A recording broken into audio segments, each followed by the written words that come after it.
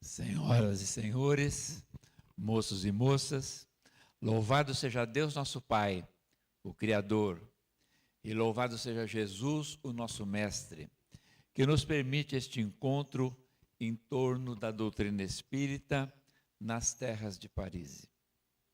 Vamos deixar o nosso pensamento voltar para o passado, até encontrar a Palestina 1.600 anos antes de Jesus. E ao localizar a Palestina 1.600 anos, 16 séculos antes de Jesus, nós vamos encontrar algumas tribos nômades que, acicatadas pela fome, pela falta de comida, resolveram procurar outras terras. E é assim que essas tribos, depois de atravessar grande extensão, chegaram nas terras do Egito. Nessa época, reinava no Egito o faraó Sebecotepe VIII, da 16ª dinastia, e ele fez com que aquelas tribos nômades fossem escravizadas. Deu àquele povo o nome de Hebreus, que significa povo de além-rio, sem que se saiba ao certo a qual rio eles se referiam, ao próprio rio Nilo, ou ao rio Jordão, ou ao rio Eufrates. E assim, essas tribos nômades que migraram para o Egito ficaram escravas e o tempo passou. Agora vamos encontrar no trono do Egito o faraó Sete I, que juntamente com a sua rainha Tuiá, governa as terras do rio Nilo. Sete I tem vários filhos e dentre eles se destacam dois, o príncipe Ramsés II e a princesa Termutes. Foi nessa época que um famoso sacerdote da cidade de Heliópolis profetizou que havia nascido um menino, filho de pai hebreu, que traria grandes dissabores e tormentos para o futuro no Egito. Uma mulher que tinha um garotinho de 3 anos ficou preocupada, porque Sete I mandou passar a fio de espada todas as crianças que contassem com menos de 1 ano. Na ânsia de salvar o seu filho, ela o colocou num cestinho de papiro forrado com betume e o colocou nas águas do rio Nilo, o rio sagrado. Afinal de contas, era preferível a incerteza das águas do que a certeza da morte. O cestinho foi carregado pelas águas do rio, até que se enroscou nos caniços que crescem à beira das águas. Nesse dia, a princesa Termutes, como era de seu costume nos dias de muito calor, resolveu procurar banhar-se nas águas do rio e desceu a escadaria do palácio que dava acesso às águas, sendo precedida pela sua aia de confiança e pelas suas servas. A sua aia, assim que molhou os pés nos degraus que já eram ocupados pela água, viu o cesto e voltou-se e disse: princesa, há um cestinho preso nos caniços. Com curiosidade, Termutes disse assim: então traga-o a mim. Quando a serva se abaixou para pegar o cesto, disse: mas, princesa, há uma criança dentro dele. Então Termutes desceu com rapidez os degraus que lhe faltavam, pegou aquela criança no colo e observou que era um menininho hebreu, pelo tipo do cabelo, pela pele amorenada, bochechinha vermelha e rosada. E então, talvez o instinto de mulher, ou o instinto maternal pulsaram no seu coração. Ela ergueu o menininho nos braços e entendeu que os seus deuses lhe enviavam aquele menino que agora ela tinha o dever de proteger e cuidar.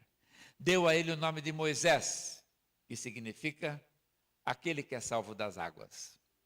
E assim, Moisés, na condição de filho adotivo da princesa Termutes, foi criado no palácio de Sete I. Moisés, ainda pequenininho, era um garotinho muito esperto, cativou o afeto do faraó Sete I pela sua vivacidade, pela sua esperteza. Foi crescendo, adolescente, destacava-se pela sua vivacidade, fez-se moço e então, como acontecia com todos os príncipes egípcios, tomou conhecimento das ciências, das artes. Foi na intimidade dos templos que ele tomou conhecimento das verdades profundas do povo egípcio.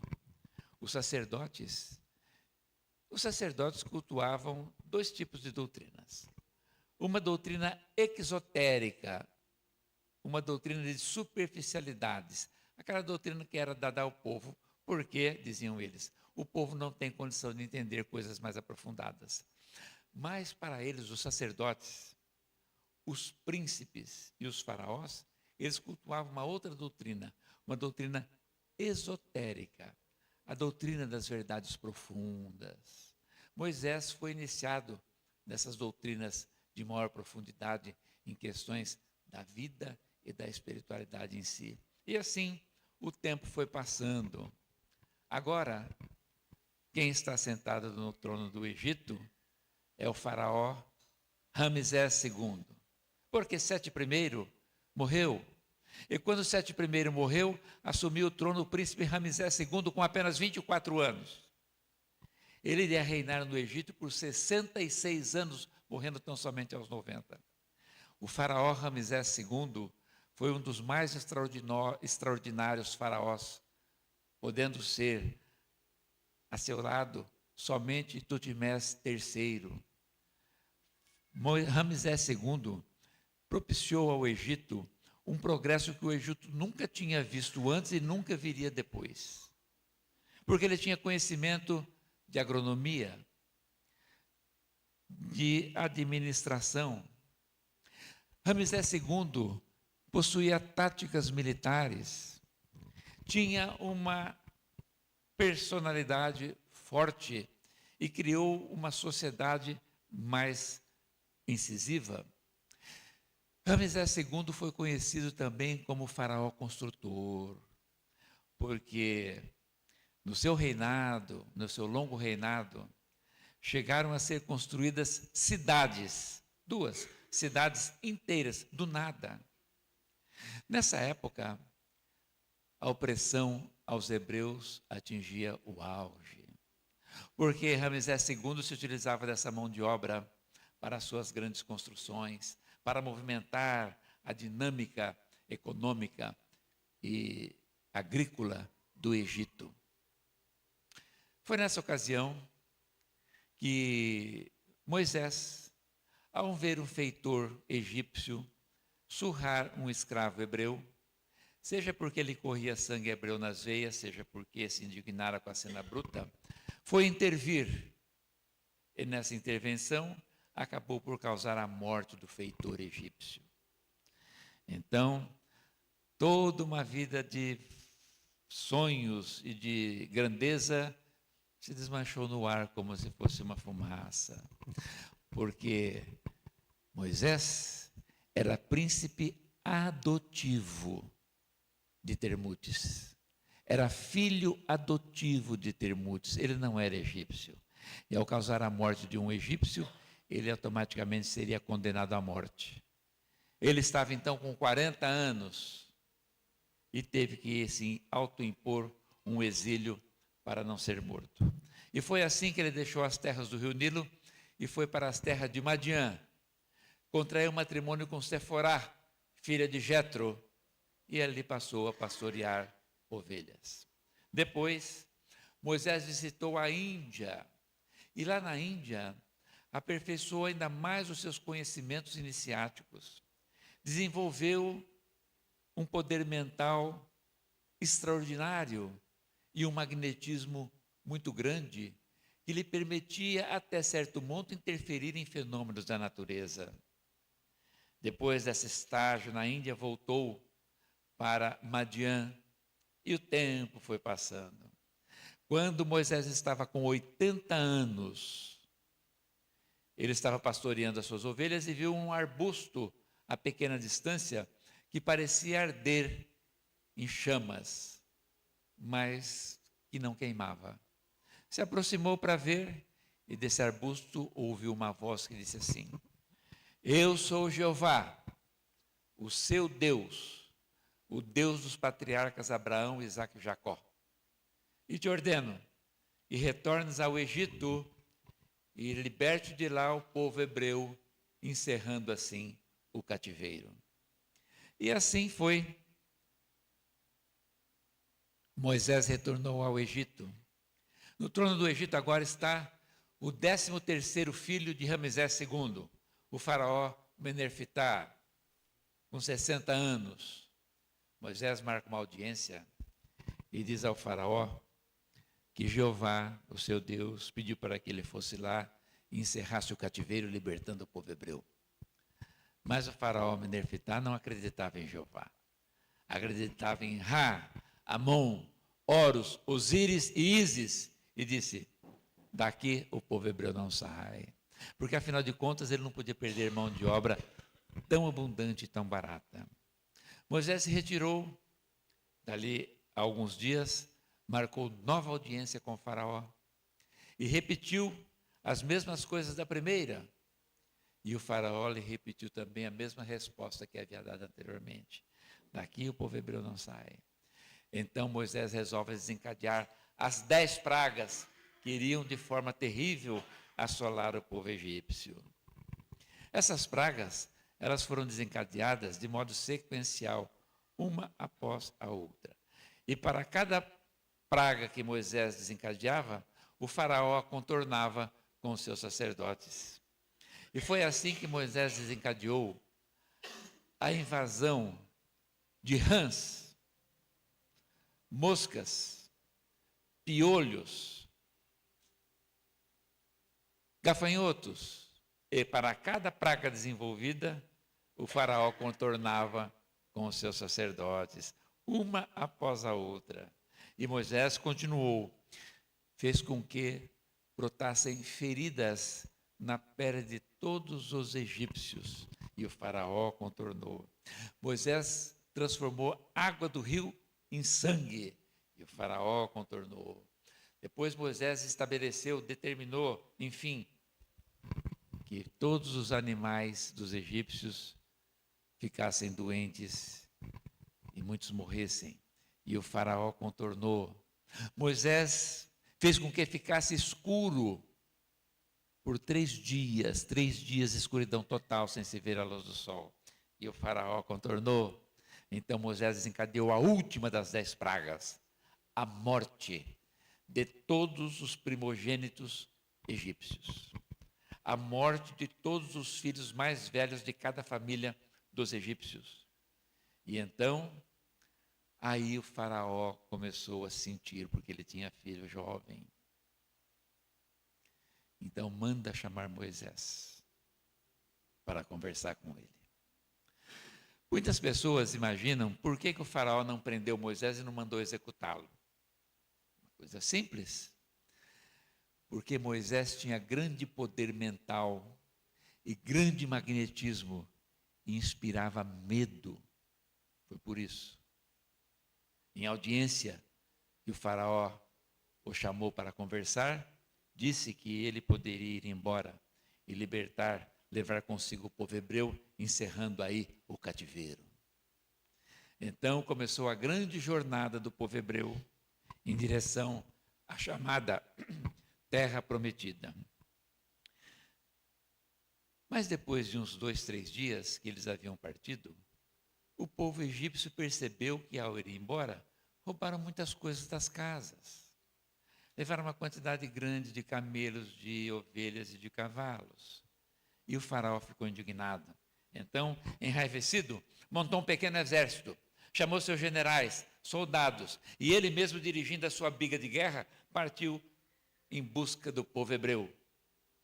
Moisés conhecia profundamente aquela região, e ele conduziu o seu povo exatamente para um estrangulamento do Mar Vermelho. O Mar Vermelho, no seu norte, onde contorna a península do Sinai, sofre 2 estrangulamentos. Um deles é o que separa o nordeste da África da península do Sinai. É onde hoje ali termina o canal de Suez, que começa no Mar Mediterrâneo e vem até o Mar Vermelho. Moisés havia conduzido o seu povo para lá. Lá, em determinadas ocasiões, quando a maré ficava baixa, se podia atravessar o mar, caminhando sobre o piso dele que ficava exposto.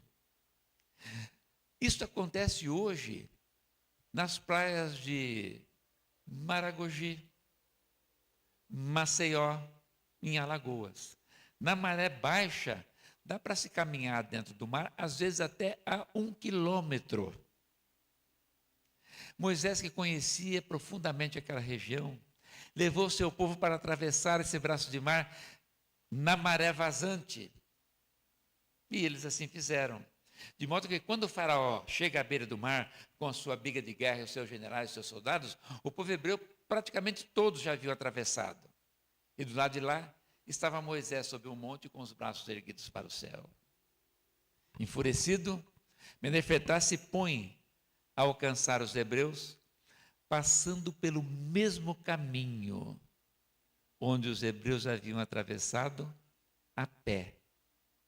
Acontece que no meio do percurso, a biga de guerra pesada atolou no piso lodoso do mar. Ia em alta velocidade, e os seus generais que vinham atrás em alta velocidade também, quando a biga do faraó, cheia de armas, atolou, os outros que vinham não conseguiram parar em tempo e foram se chocando uns aos outros. E os generais ali estavam também, não podiam voltar por causa dos que vinham atrás, e os soldados correndo. E o faraó não podia seguir adiante porque a sua biga estava atolada. A maré já tinha começado a subir e ventos estranhos começaram a encrespar as ondas. E a maré subindo rapidamente e as ondas ganhando altura pelo vento forte, fez com que o exército egípcio padecesse ali. A água cobriu tudo. E ali o faraó Menefertá, que reinou por tão somente 10 anos, juntamente com seus generais e seus soldados, deixou o palco do mundo. Inicia-se então uma grande jornada agora fora das terras do rio Nilo, em direção à terra prometida. Essa jornada pelo deserto iria demorar 40 anos, porque era necessário que tão somente os herdeiros daqueles escravos que saíram do Egito chegassem na terra prometida, a fim de que pudessem constituir uma sociedade civil, politicamente organizada e religiosa. Porque os hebreus que saíram do Egito, eles eram todos traumatizados pelos longos séculos de escravidão. Eles tinham péssimos costumes, eram desonestos, um procurava enganar o outro, era uma coisa terrível. Então, foi necessária essa jornada de 40 anos para que só os descendentes deles chegassem na terra prometida. E foi durante essa jornada que Moisés recebeu as tábuas da lei no Monte Sinai, na península do mesmo nome. Acontece que o povo era tão rebelde, tão teimoso, tão sem educação, vamos dizer assim, que Moisés apresentou as tábuas da lei, os 10 mandamentos da lei de Deus. Mas teve que dizer que Deus era um Deus terrível. Com os 10 mandamentos da lei de Deus, se estabeleceu a primeira revelação de Deus aos homens na terra. A lei, através de Moisés. Mas Moisés, como disse, teve que dizer que Deus era bravo, porque senão o povo não ia obedecer. Dizer que Deus era terrível, era o Senhor dos exércitos.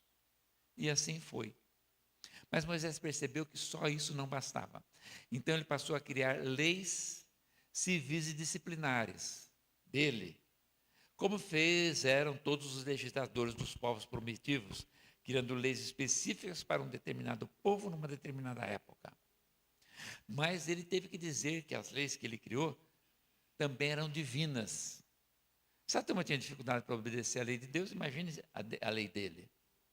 Então, ele criou leis disciplinares, mas falava que elas eram divinas, para que a turma podia obedecer, lembrando sempre a turma que Deus era terrível, era bravo, era o Senhor dos exércitos. E foi assim que Moisés estabeleceu: olho por olho, dente por dente. Aquele que roubar terá a mão decepada. A mulher surpreendida em adultério será apedrejada. E assim foi. O tempo foi passando, as leis de Moisés vigorando em paralelo com as leis de Deus, que são divinas e imutáveis. Até que quando Moisés estava com 120 anos, de cima do Monte Nebo, ele contemplou a terra prometida, entregando-a aos descendentes de todos aqueles escravos que ele havia tirado do Egito. E o tempo passou.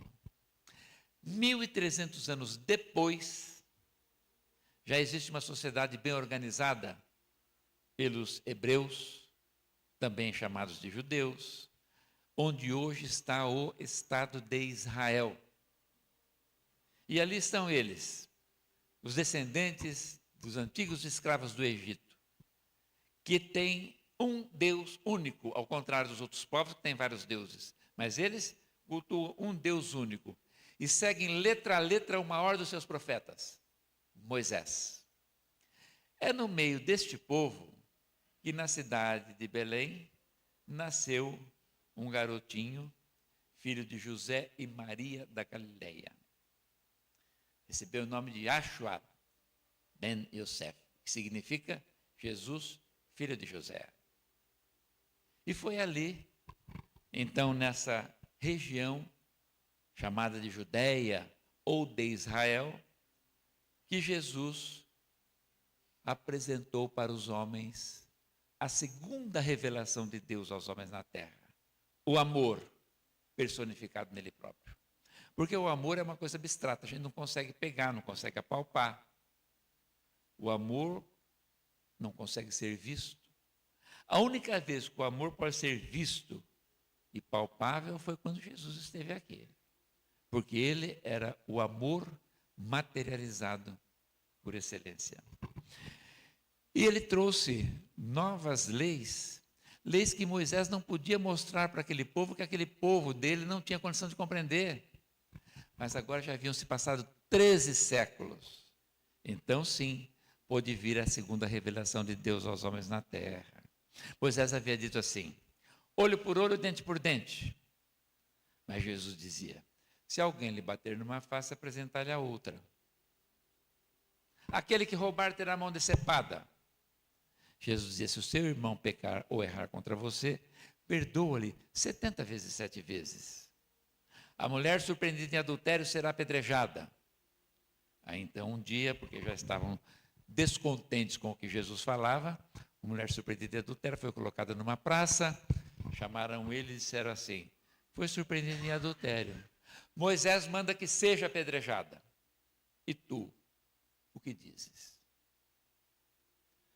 Narra o intérprete dessa passagem que Jesus se abaixou e começou a escrever na areia. E na areia ele escrevia a marca da falha moral de todos os homens que estavam ali com pedras na mão para lapidar a mulher. Então ele escrevia ali: ladrão, corrupto, contrabandista, adúltero, safado, caloteiro. Depois ele se levanta e diz assim: aquele que estiver sem pecado, atire a primeira pedra. E aí os homens, então, com pedra na mão, ao ver escrito na areia a marca da sua falha moral, largaram as pedras e saíram. E diz o Evangelho que os mais velhos foram os primeiros a sair, né? E a gente entende que, porque sendo mais velho, já tinha vivido mais e tinha errado mais também. Cadê os que te julgavam? Eles se foram, Senhor. Tampouco eu te condeno. Vá, não tornes a pecar, para que não te aconteça coisa pior. E os fariseus, a casta farisaica principalmente, começou a ficar tremendamente incomodada com isso. Então, numa certa ocasião, um doutor da lei chegou para Jesus e disse assim: qual é o maior mandamento da lei? Jesus falou: amarás o Senhor teu Deus de todo o teu coração, de todo o teu sentimento, de todo o teu entendimento. E aqui lhe dou o segundo: ama o teu próximo como a ti mesmo. Toda a lei e todos os profetas estão resumidos nesses dois mandamentos. Pronto, para quê? Aí a turma achou mais ruim ainda. Aí começaram a falar que Jesus chegava ao ponto de resumir toda a lei e todos os profetas a apenas dois mandamentos. É por isso que então ele falou, o apóstolo Mateus escreveu e Allan Kardec colocou no primeiro capítulo do Evangelho segundo o Espiritismo: não penseis que eu vim destruir a lei. Eu não vim destruir a lei, mas vim dar-lhe cumprimento. Porque é verdade. As leis de Deus, ele não mexeu em nenhuma. Ele modificou as leis de Moisés, que eram leis civis disciplinares para aquele determinado povo, numa determinada época. Foi isso que ele fez. Agora, os judeus, eles não queriam ou não sabiam diferenciar as leis de Deus das leis de Moisés. Então, com a segunda revelação, veio o amor por excelência, né? Personificado em Jesus. Porque a base da doutrina de Jesus não precisa de interpretação. Ama a Deus sobre todas as coisas. Todo mundo sabe o que é amar. Ama o teu próximo como a ti mesmo. Não precisa de interpretar, todo mundo sabe o que é isso. Perdoa 70 vezes, 7 vezes. Não julgueis, todo mundo entende que é para não julgar os outros, né? Mas aí, o que acontece? Ele falou tudo isso, mas não conseguiu explicar por que tinha que fazer isso. Não conseguiu explicar por quê. Porque o povo não teria como compreender também. O povo não saberia compreender além. A base da sua doutrina ficou clara, mas teve muitas coisas que ele teve que contar por parábolas. Algumas explicou para os seus discípulos, outras nem para os discípulos explicou. Ele falou que na casa do Pai havia muitas moradas e não explicou para ninguém o que significava isso. Porque era preciso que o tempo passasse, que aquele povo reencarnasse várias vezes, adquirissem novas experiências, novos conhecimentos, para que pudessem entrar numa outra fase. Antes de ir embora, conforme está no Evangelho de João, capítulo 15, Jesus disse assim: e eu rogarei ao Pai, e Ele vos enviará um outro Consolador, para que fique eternamente convosco. O Espírito de verdade, que o homem ainda não conhece, mas quando o Espírito de verdade vier, vos fará recordar de tudo quanto vos tenho dito, e vos ensinará todas as coisas. Olha que interessante. Vos fará recordar de tudo quanto vos tenho dito. Porque ele sabia que com os séculos as pessoas iriam esquecer. Os seus ensinamentos seriam modificados. Então o Consolador iria recordar. E vos ensinará todas as coisas. Sinal de que ele mesmo não pôde ensinar. O Consolador, que meu Pai vai enviar em meu nome, vos ensinará todas as coisas. Sinal de que ele não pôde ensinar. Daí fica claro que nem tudo está na Bíblia, como muitas pessoas gostam de dizer. E muito menos que a Bíblia é a palavra de Deus. A Bíblia é a história do povo hebreu. E o Novo Testamento traz a segunda revelação de Deus aos homens na terra, o amor personificado em Jesus. Mas era preciso que o tempo passasse. 1800 anos depois, 18 séculos. Vocês veem como é que a nossa vida é curta, né? Quem vive muito, vive 90, 95. Raramente alguém chega no 100. As coisas, na marcha da humanidade, é de mais de 1000 anos, de um fato para o outro. Os hebreus ficaram séculos no Egito. Foram para Terra Prometida. 1.300 anos depois que Jesus veio. Ou seja, a primeira revelação, a lei, veio. Para vir a segunda revelação, o amor, 13 séculos. E assim também 18 séculos, 1.800 anos, para chegar ao Consolador prometido, que é a terceira revelação de Deus aos homens na terra.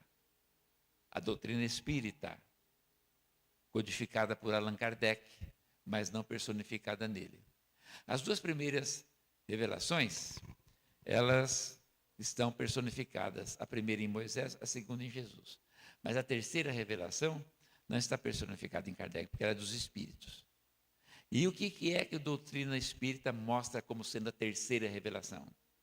A primeira, a lei, Moisés. A segunda, o amor, Jesus. A terceira, a caridade, mostrada pelo Espiritismo.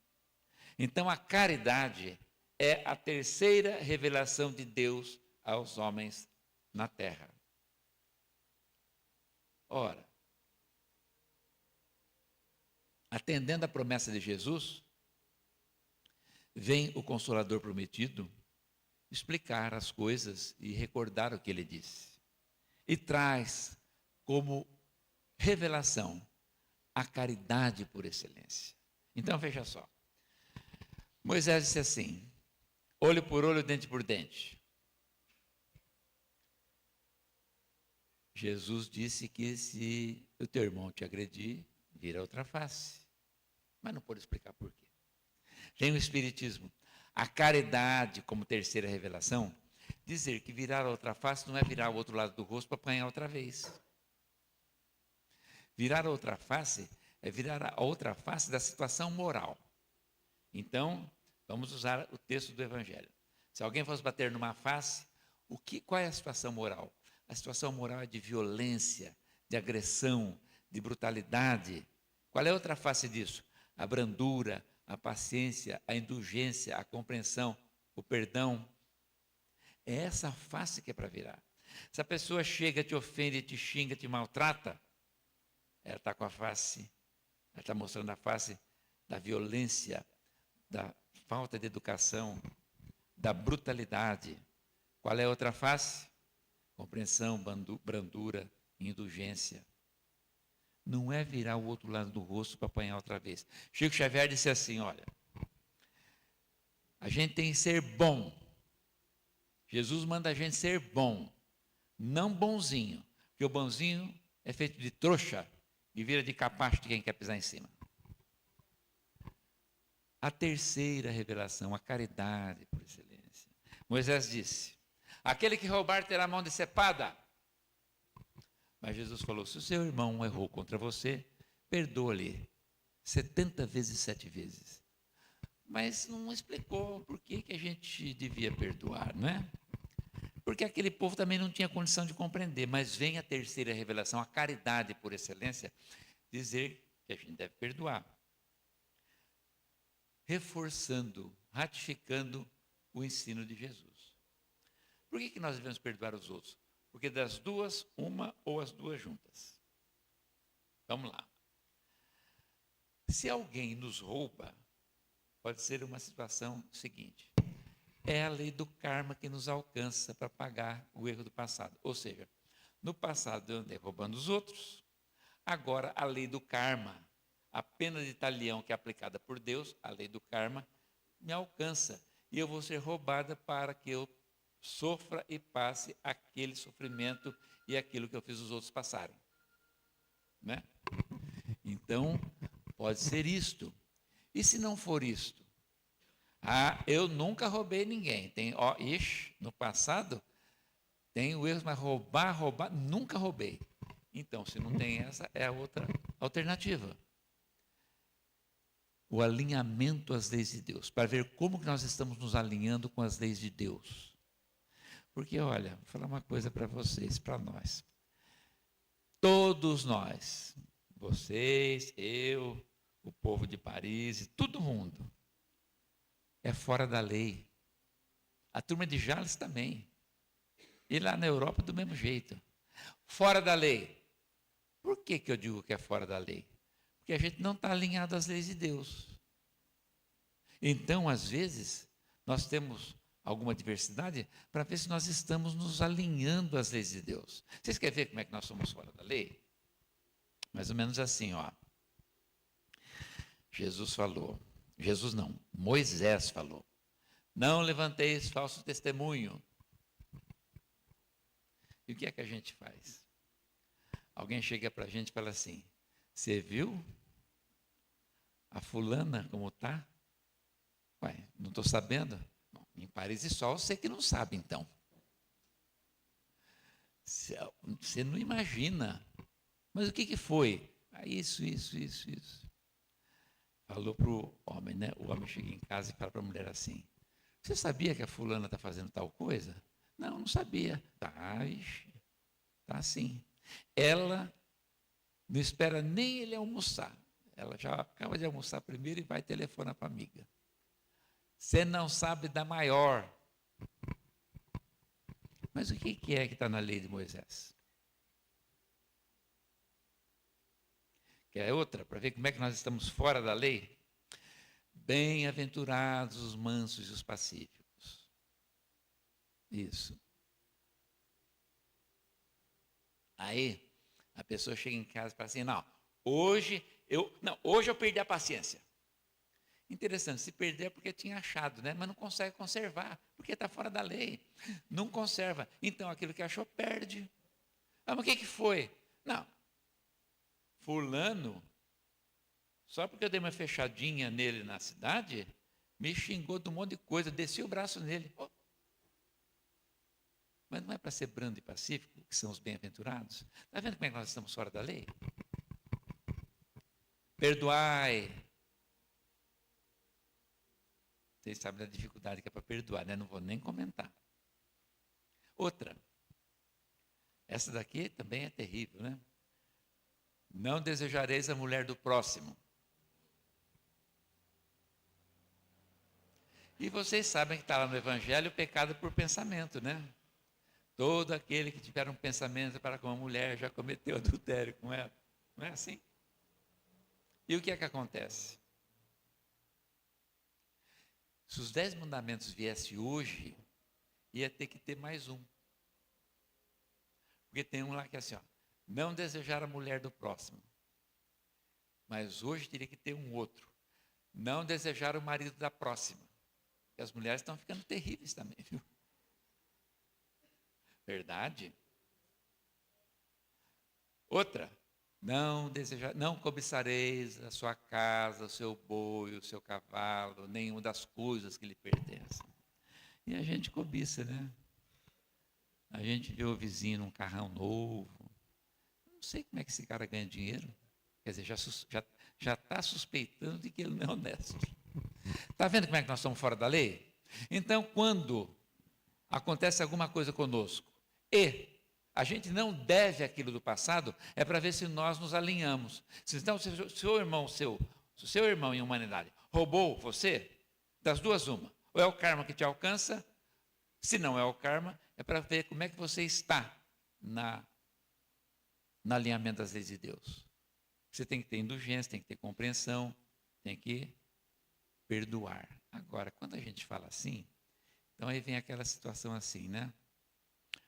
O marido bate na mulher.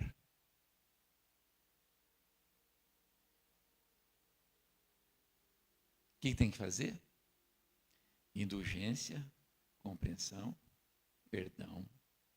E em seguida, vai para a delegacia, faz um boletim de ocorrência, em seguida pega um advogado e entra na justiça pedindo medida protetiva para ele não se aproximar a menos de 100 metros. Para ela não apanhar outra vez. Então, perdoar, compreender, é uma coisa.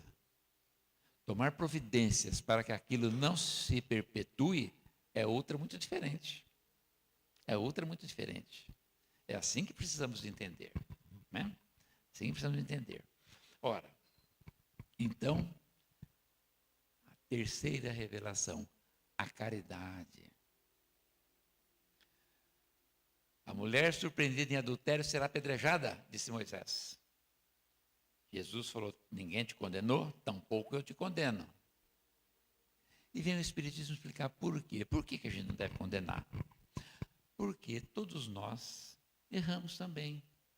E vamos precisar da compreensão alheia para não sermos julgados.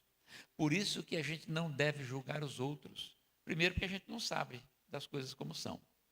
Começa daí. E segundo, porque nós também erramos muito. Então, a terceira revelação, a caridade. Questão 886 do Livro dos Espíritos. Allan Kardec perguntou, qual é o verdadeiro sentido da caridade como a entendia Jesus? Benevolência para com todos, indulgência para com as imperfeições alheias e perdão das ofensas. É isso? É isso. Mas e a caridade material? Caridade material também, mas não é a principal.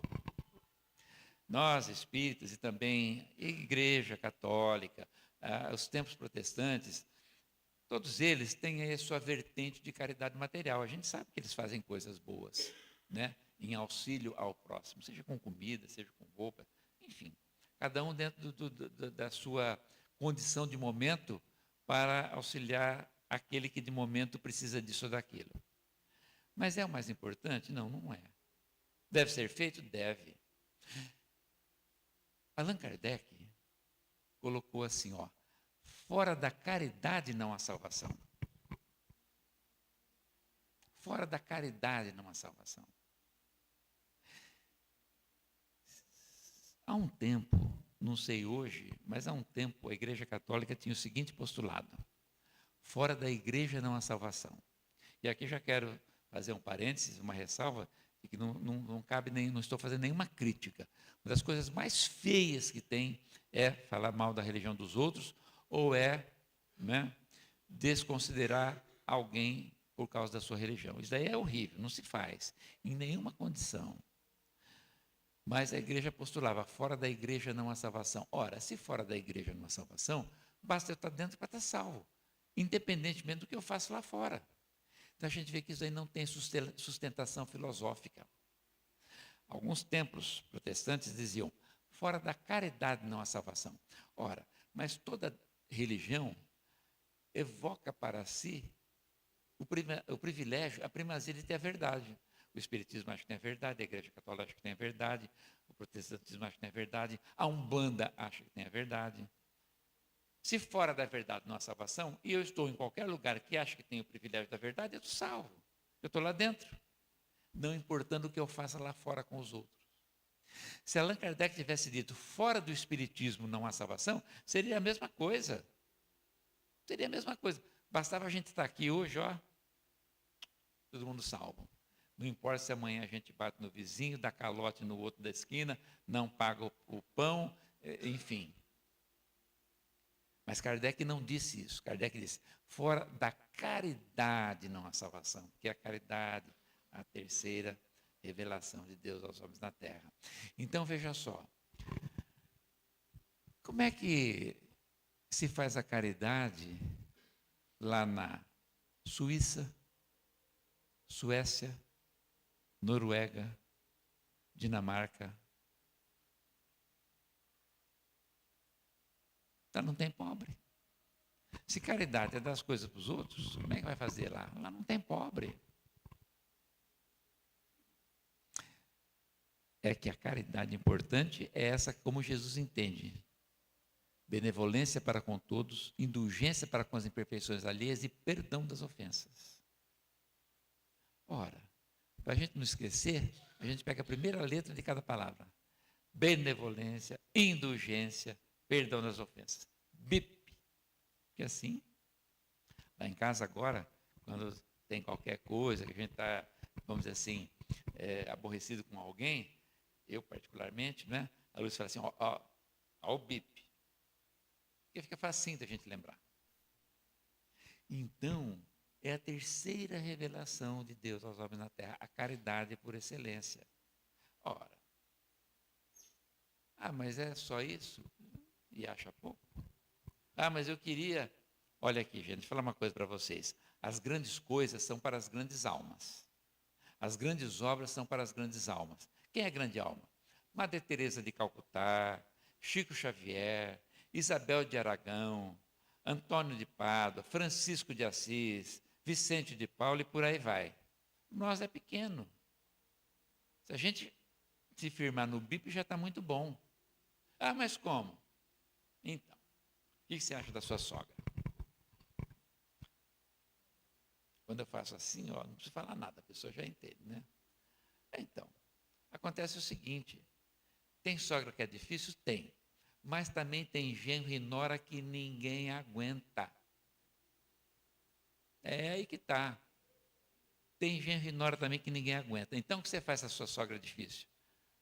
Dá um bip nela. Benevolência. Já tem idade. Indulgência para com as imperfeições alheias.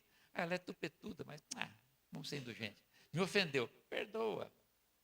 E o que é que a sogra tem que fazer com o genro que ninguém aguenta? Com a nora que ninguém aguenta? Benevolência, ela é muito nova ainda, coitada. Ah, mas ela, ela é tupetuda. Indulgência para com... É sabichona, ela sabe tudo. Indulgência para com as imperfeições alheias. Mas ela me ofendeu. Benevolência para com ela. É aí que está. É essa a nossa área de ação. Ah, mas no meu local de trabalho, o meu chefe é intragável. Ou então, aí daí. Das duas, uma, hein? Das duas, uma. Ou é o karma que te alcança, porque você, quando foi chefe, pisou no pescoço de todo mundo? Ou se não é essa opção, então é para ver como é que você está nas leis de Deus. Se você está se alinhando aos ensinamentos de Jesus.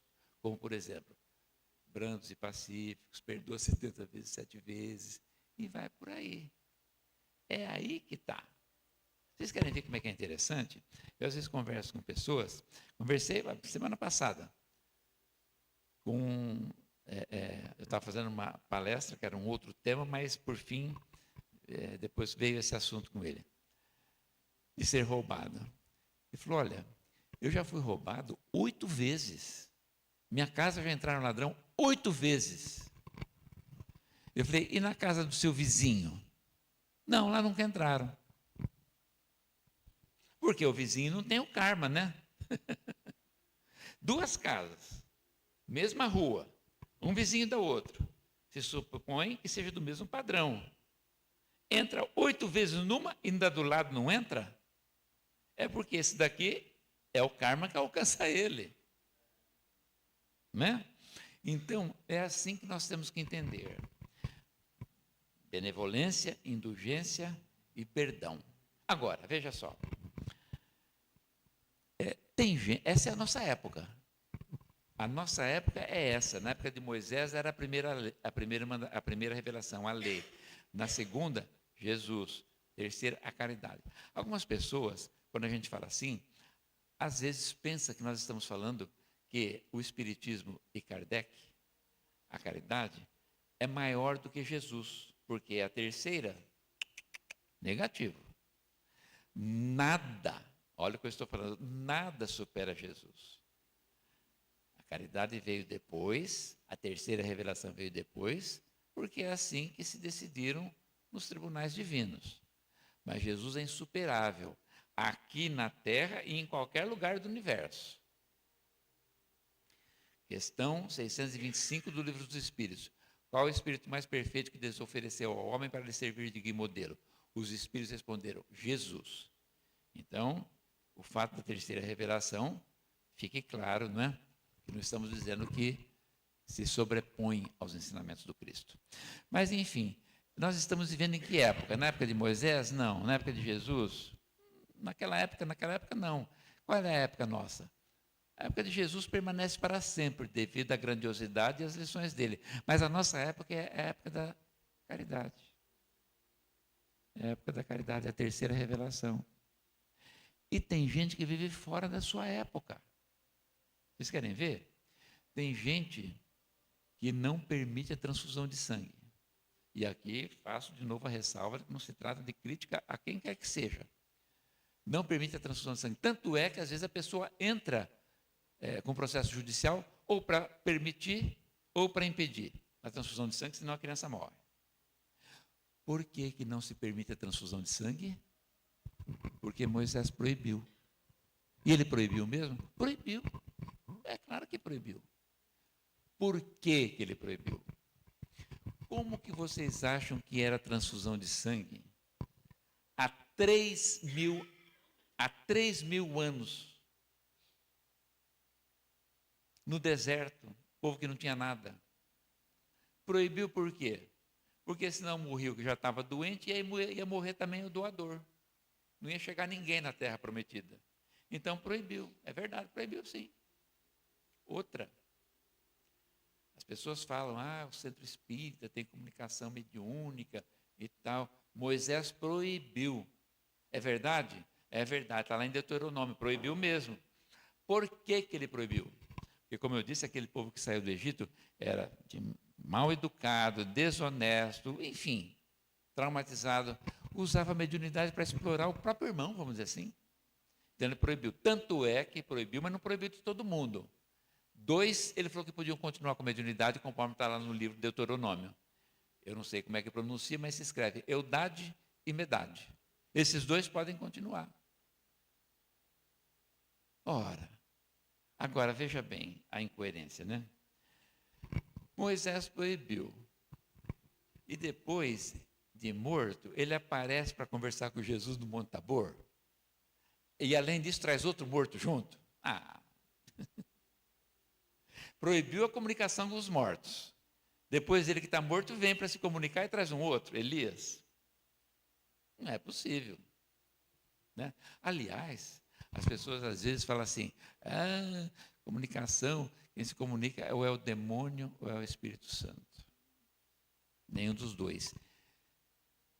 No segundo livro de Samuel, conta lá que o rei Saul, que ia se defrontar com o exército filisteu, resolveu consultar Samuel, o profeta que já havia morrido, através da pitonisa ou médium de Endor.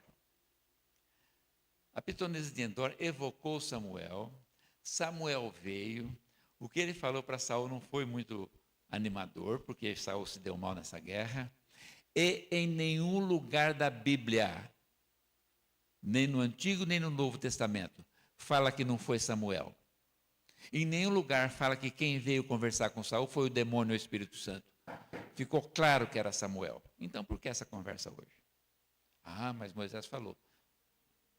Moisés falou o que também? Está lá em Deuteronômio. A mulher surpreendida de adultério será apedrejada. Você tem que obedecer Moisés, não pode fazer transfusão de sangue, não pode ter comunicação mediúnica, então também tem que apedrejar a mulherada que está aí fora da linha. E aproveita e põe os homens juntos também, apedreja eles também, porque tem um monte aí, né? Assinando ponto fora de casa. E por que a turma não apedreja? Não pode fazer transfusão de sangue. Mas não estão apedrejando mais ninguém. Não tem que obedecer? Está lá em Deuteronômio. Moisés disse, se o teu filho for rebelde, se o teu filho for rebelde, agressivo, e seja lá o que for, leve-o até a casa dos anciãos da cidade. Justifique o comportamento dele e ele será apedrejado até a morte. Não vejo ninguém apedrejando nenhum jovem, e eu conheço muitos que são da pá virada, né? Como se diz. Então, nós precisamos de ter coerência no nosso raciocínio, no nosso filosofar, e entender que estamos vivendo a terceira revelação, a caridade por excelência. Então, temos que viver de acordo com a nossa época, com a época da caridade. Se você pode ajudar alguém financeiramente falando, ajuda. Se não é necessário, tudo bem. Não é por causa disso que você não vai fazer a caridade. Olha o BIP. Benevolência para com todos, indulgência para com as imperfeições alheias e perdão das ofensas. E agora nós sabemos por que tem que fazer isso tudo. Então, gente, vamos procurar viver de acordo com a nossa época. A época da caridade por excelência. Porque o Cristo espera por todos nós. Deu todos esses ensinamentos e está esperando por todos nós. E a gente gostaria que o filho nosso nos decepcionasse, ficasse decepcionado. A gente gostaria de ficar decepcionado com o filho? Não. A gente gostaria de ficar decepcionado com o pai, com a mãe? Não. A gente gostaria de causar uma decepção a Jesus? Se você não quer ser decepção, procure vivenciar isto. Não é muita coisa. De acordo com a época em que nós estamos vivendo. BIP. Benevolência para com todos, indulgência para com as imperfeições alheias e perdão das ofensas. Porque o Cristo espera por todos nós. Nós precisamos entender o seguinte: é próprio de cada um, nós é que temos que nos mexer. Os Espíritos ajudam. Jesus ajuda, mas o que tem que ser feito somos nós que temos que fazer, não tem conversa não. Só para vocês terem uma ideia de como a coisa é séria, vocês acham que ele sabia que Judas ia trair ele? Sabia. Sabia que Judas não tinha estrutura moral para suportar o remorso depois? Sabia. Mas como cada um faz o que quer e é sempre a responsabilidade nossa, ele não falou assim: Judas, não faz isso não, meu filho, deixa isso para lá, porque isso daí vai te custar muito caro. Não, você está com tal ideia, não faz isso não. Ele avisou? Não, porque nós temos a independência total. Jesus disse assim: vinde a mim todos vós que estáis aflitos e sobrecarregados, e eu vos aliviarei. Aí sim. Agora, ele nunca falou, resolva o vosso problema. Não, então, eu estou falando isso por quê? Para a gente entender que a atitude tem que ser nossa. A atitude tem que ser nossa. E sigamos adiante, na paz de Deus. Muito grato pelo convite. Que Jesus nos abençoe a todos e nos guarde em sua paz. Eu trouxe aqui duas estatuetas, a título de curiosidade. Eu falei aqui do príncipe Ramsés II, do faraó Ramsés II, de fato um dos homens mais extraordinários da história. Essa estatueta veio do Egito. É uma réplica perfeita de uma das estátuas de Ramsés II. Lá no Egito tem muitas estátuas de Ramsés II, e elas variam de 3 a 15 metros de altura. Esta aqui é a réplica de uma delas. Se alguém tiver interesse, pode vir e olhar. E pode pegar na mão também. Esta aqui é a máscara, também veio do Egito. É a máscara mortuária do sarcófago do faraó Tutankhamon. Aqui onde vocês estão vendo amarelinho, é ouro maciço. Lá, né? Não essa daqui é só pintada de amarelo mesmo. Porque se fosse de ouro maciço, eu estava sorrindo até. Mas para vocês verem como é que é a civilização egípcia. Também pode pegar na mão quem tiver curiosidade de ver.